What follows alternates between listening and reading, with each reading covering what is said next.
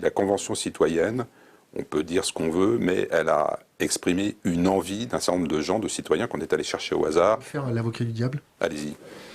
C'est combien de personnes? C'est un pouillème. Attendez, non, mais, oui, c'est un pouillème.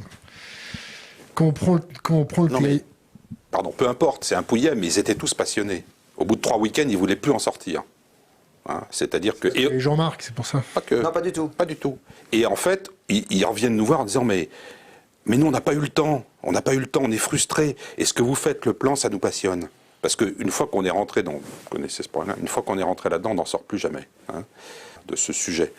Et il y a de plus en plus de citoyens de ce pays dont l'opinion, c'est qu'il faut faire quelque chose, dont l'opinion, c'est qu'il faut un plan.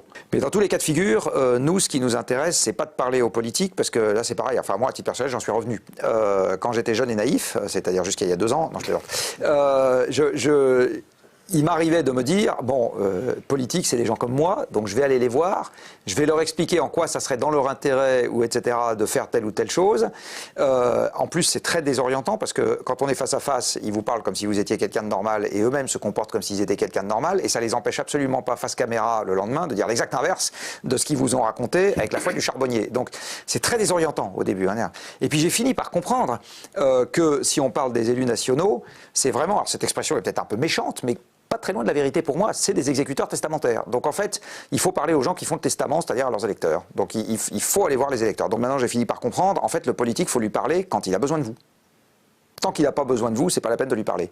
Donc, et il aura besoin de nous, enfin ou il aura besoin de nous parler plus exactement, si ce travail trouve une résonance suffisante auprès des gens qui votent. Voilà, donc c'est vraiment ça notre cible, c'est aller voir, encore une fois, les gens qui font la société.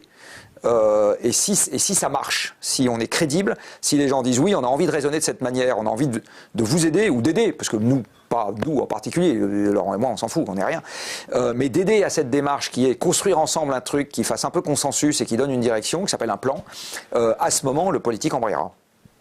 Donc elle date de 2012 cette vidéo, donc c'est un petit peu, il faudrait la mettre à jour, mais elle vous montre que grâce au carottage glaciaire qu'on a fait en Antarctique, on peut retracer approximativement 2 courbes, celle de la concentration atmosphérique moyenne en dioxyde de carbone d'une part et celle de la température moyenne d'autre part. On voit que ces 2 courbes sont assez corrélées. En réalité, l'une entraîne l'autre et l'autre entraîne l'une. Et ça donne quoi? Ça donne que le système climatique, eh ben, il a oscillé de manière totalement pas stable, mais il a oscillé quand même entre des périodes glaciaires et des ères glaciaires et des périodes interglaciaires. Mais aujourd'hui, voilà ce qu'on est en train de faire. Voilà ce que les activités humaines balancent dans le système climatique. Aujourd'hui, on en est à peu près à 420 parties par million, mais on va vers les 500 et on va les dépasser.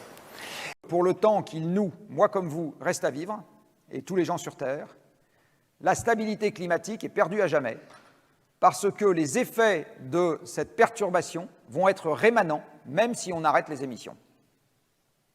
Alors il y a des effets qui se calment tout de suite si on arrête les émissions. Par exemple, la température s'arrête assez vite de monter. Par contre, le réchauffement de l'océan, lui, il va perdurer pendant des milliers d'années. La fonte des glaces polaires va perdurer pendant des milliers d'années, même si on arrête les émissions demain matin. Donc il y a des effets rémanents de cette affaire-là qui vont... Donc la dérive climatique qu'on a mise en route fait que maintenant, elle ne s'arrêtera plus.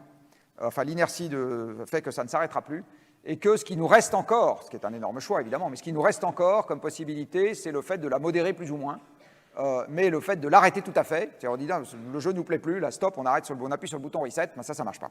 Globalement, aujourd'hui, le consensus, c'est que si l'on respecte les accords de Paris, on va être de l'ordre de 3 degrés de réchauffement à la fin de ce siècle, en moyenne mondiale. Alors pour ceux qui ne le sauraient pas, qui n'en auraient pas pris conscience, je passe rapidement là-dessus pour dire que c'est extrêmement grave. 3 degrés Celsius en moyenne mondiale. 5 degrés Celsius en moins par rapport à aujourd'hui, c'était la dernière ère glaciaire, c'était ça. L'Europe était recouverte sur sa moitié nord d'une calotte glaciaire de 3 à 4 km d'épaisseur et le reste c'était de la steppe aride et de la toundra. Voilà ce que c'était. C'est ça, c'est la différence entre 5 degrés de moins par rapport à aujourd'hui et aujourd'hui. Donc voilà, aujourd'hui, un Français, il émet en moyenne quasiment 11 tonnes équivalent CO2 par an. Et il faudrait qu'on passe, pour respecter les accords de Paris, qui sont très insuffisants, il faudrait qu'on passe à 2 tonnes équivalent CO2 par an. Vous pensez que ça va être possible en mangeant un peu moins de viande, en faisant du covoiturage et puis en prenant un peu moins l'avion? En fait, je ne dis pas qu'il ne faut pas le faire, hein, faites-le, mais si vous voulez bien, ça serait sympa pour les autres. Et ce que je suis en train de vous dire, c'est que le passage de la ligne 1 à la ligne 2, c'est rien de moins qu'un changement de civilisation.